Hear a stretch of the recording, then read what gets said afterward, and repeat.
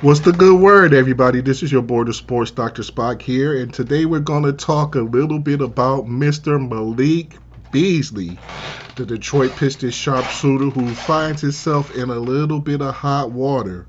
We're going to listen a little bit to Mr. Dan Patrick.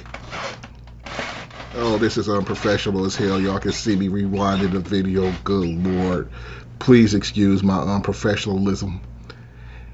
And we'll get into this story just a little bit more. Go ahead, Danny. One of the Detroit Pistons. We'll talk about that. The prop bets. That's the key. Took away prop bets from college football, college athletics, and they make a lot of money. Prop bets, but then, our players realizing they can make some money too. We talked about this early this morning, and Fritzy goes, why would you do that? You're already making a lot of money. He was ready to sign. Beasley ready to sign. He's getting ready to say Malik Beasley was ready to sign a 3-year, $42 million deal with the Detroit Pistons after last year averaging 16.3 points and shooting 43% from the three-point arc last year. He also made 319 threes, which was second, I believe, in the NBA. I think he was second behind Anthony Davis, and had the Pistons single season three-pointers made record, and I believe he had that before the All-Star break. But let's continue on. On a 3-year, $42 million deal. Well, you do it because you don't think you'll get caught. If that's the case, if that's what happened in this situation, Jonte Porter, Michael Porter Jr. III's brother, he was hanging on. He was a fringe player and probably saying, hey, you know what? I can help some friends. Maybe I get a couple $100,000 out of it. You're not thinking, hey, why? Hey, I could get caught. You don't think that way. You think, hey, this is a great opportunity. Nobody will notice. I mean, that's the great part of this for me is the NBA. If it's true, they caught him. They found this. They saw this. Vegas polices. They have to police the sport. Mm-hmm. It's their business, multi-billion-dollar business. We have to be aware of everything. But we'll have more on this coming up next hour. But I don't care how small, that you think, or nobody's going to notice me. They will. They have to. It's like whenever you see something that looks strange, it goes from this to this. Vegas knows this. They're watching this. But Beasley is a 9-year veteran. You got some money. If it's true that you are shaving points or prop bets, they'll catch you. They'll find you. They have to. It's their job. It's imperative. But for these guys to go, nobody's going to notice this little thing here. Hey, over-under rebounds is 6.5. Nobody will notice. They have to notice. Because if you tell somebody, that person tells somebody, that it's a game of telephone after that. I want to say how true what he just said right there was, because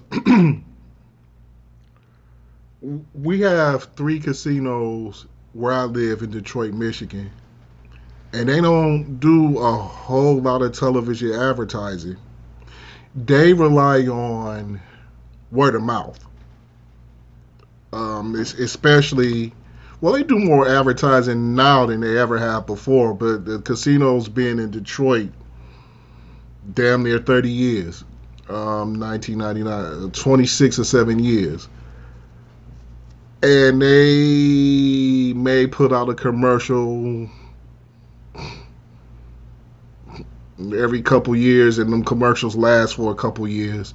They don't really spend a whole lot. They rely more on, well, I'm a mailman now, so mail ads like every casino in the country and word of mouth. So what he just said there was very true. And like in a casino game, if you ever seen the movie Casino and you see how well everybody is watched, that is very true. As my job, I had to watch somebody, and somebody was watching me at all times.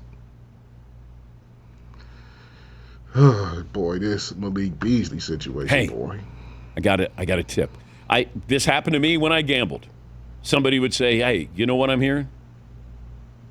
Oh yeah, and then somebody would say, and then all of a sudden, by the time I got to the bet, it went from 6.5 to 9.5. Like it was like, okay, something's up, and then the bookies go, "Hey, we're going to react accordingly," and then they take it off the board. They're going to find you. They're going to get you. And if that's the case, and the Fed's involved in this now, this isn't the NBA. This is the Feds. We'll talk about that coming up. Hopefully,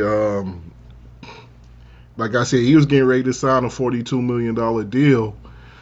But I believe today the Pistons might have signed, or yesterday, the Pistons might have signed his replacement, Karis LeVert, another sharp shooting guard.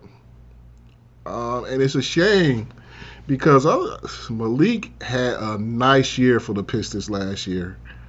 Competes on defense, more athletic than a lot of the sharpshooters in this league.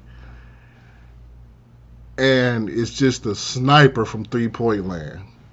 So I'm really, as a Piston fan myself, I'm a Piston fan, so I'm kind of biased. This is really disappointed me if this is true. Hopefully, even though the fans got him so it don't look good, he could get out of this without going to jail. And maybe keep playing, but Jonte Porter got kicked out the league. It'll be a shame for him to get kicked out of the league. And he's just about, I think, a year away from a pension. I think you 10 years in the NBA, you get a pension. He's played 9. And last year might have been his best year. He was about to get a 2-year deal, a 3-year deal. Paying him more than, well, probably about $14 million a year, around that. Whew. Man, so he missed out on his bag trying to hustle Vegas for a bag, allegedly, if this is true. But this is your boy, the Sports Dr. Spock. Y'all let me know what y'all think about this video. And don't forget to like, share, subscribe. And don't be afraid to comment, because I will respond to you even if you disagree with me or you think I suck or the video sucks. Whatever. We all are here to conversate and learn from each other. This is your boy, the Sports Dr. Spock. And I am gone. God damn it, Malik.